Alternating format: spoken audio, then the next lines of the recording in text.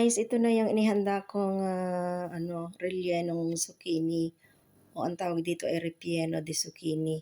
Ito ay, may, nakalagay na giniling na karne sa loob na hinaluan ko ng ano ba 'to, asin at saka pulbos na bawang, konting, pamintang durog at saka pulbos ng, basil.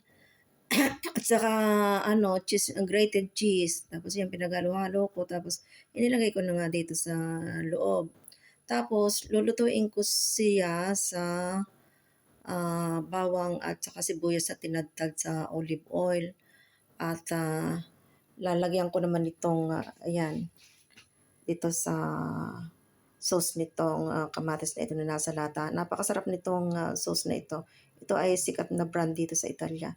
At saka hindi naman kasya itong isang, lata na ito kaya dadagdagan ko siya nito. Ayan, sarap 'yan. Ayan, branded din 'yang kamatis na 'yan. So, ayan at, paluto kasi ito ng anak ng aking matanda. Siyempre kasalo din naman kami ng aking matanda. So, 'yan lang guys.